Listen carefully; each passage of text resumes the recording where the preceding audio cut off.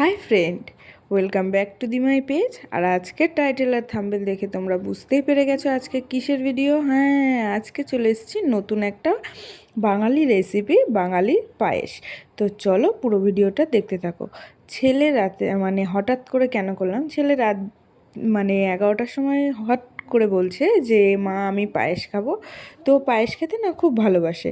তো বলছে মা আমাকে এখন পায়েস বানিয়ে দাও, পায়েস বানিয়ে দাও। আমি বলছি কী বলছিস, রাত 11টার সময় পায়েস খাবি?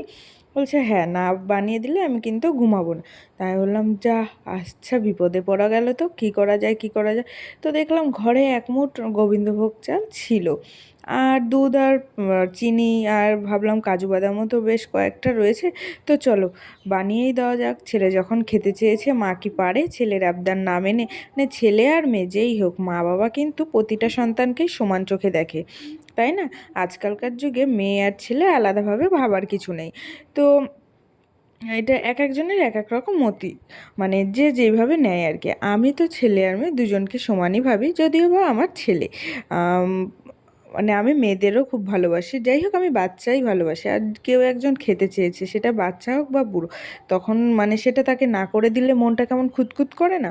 তাই ভাবলাম ঠিক আছে চল, তাহলে তুই এক কাজ কর, তুই টিভি দেখতে থাক, আমি তোকে বানিয়ে দিচ্ছি।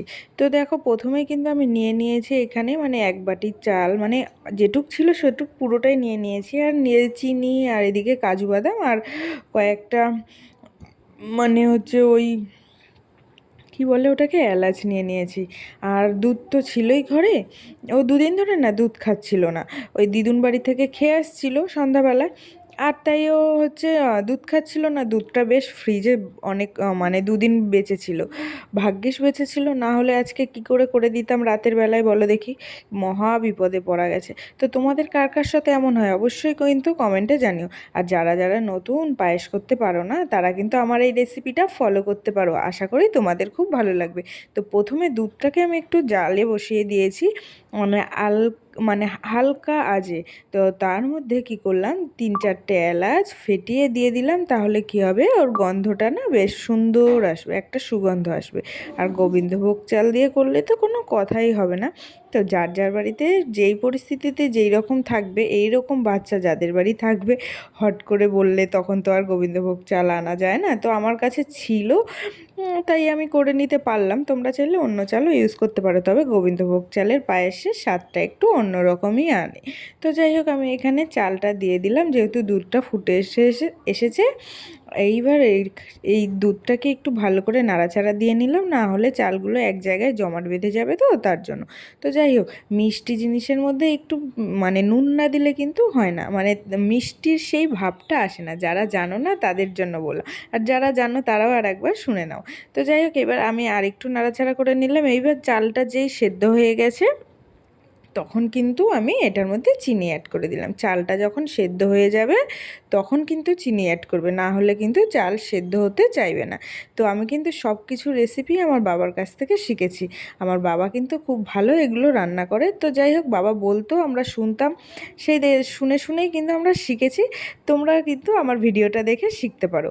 আগে কিন্তু ফোন ছিল না, আগে বাবা মা করতো সেটা দেখে। তো যাই হোক, আমার এই দেখো, এটার মধ্যে আমি কাজু বাদাম অ্যাড করে দিয়েছি। যখন নামাবে তার কিছুক্ষণ আগে কাজু বাদাম কিশমিশ অ্যাড করে দেবে। আমার ঘরে যেহেতু রাত 11টার সময় কিশমিশ ছিল না, আমি কাজু বাদাম দিয়েই কাজ সেরে ফেলেছি। নে বাবা, তুই খেয়ে আগে শান্তি তো পা। তো ছেলে মেয়ের শান্তি যেন মা বাবার শান্তি, তাই না? ছেলে একটা কিছু বলবে, সেটা যদি না করে দিতে পারি, মনটা যেমন কেমন খুঁতখুত করে, সারা রাত যেন আমারও কেমন ঘুম ঘুম আসবে না। তো ভাবলাম নে বাবা তাড়াতাড়ি করে দিই। রাত করতে করতে 12টা বেজে গেছে। আমি বললাম নে খা। ওমা, এসে দেখি বাবু ঘুমিয়েও পড়েছে। তো যাই হোক, ওর আর খাওয়া হলো না। সকালবেলা উঠে আমি বললাম বাবু খাও, বললো না মা আমি এখন খাবো না, পরে খাবো। সে দেখেছো, বায়নার আবদার মেটালাম সঙ্গে সঙ্গে, কিন্তু খেলো আর না। তখন মনটা ভারী না খারাপ হয়ে যায়, মনটা খচখচ করতে থাকে। ওর জন্য বানালাম, ওই খেলো না। তো যাই হোক, পরে পরে খেয়েছিল অনেকটা পরে। তো সঙ্গে সঙ্গে খেলে মায়ের মনটা একটু শান্তি হয় না? আর বাচ্চাদের কি বলবো, মনে যা যখন চায় সেটাই বলে, তাই না? আর মার মন না করে দিলেও মার মনটা ভালো লাগে না।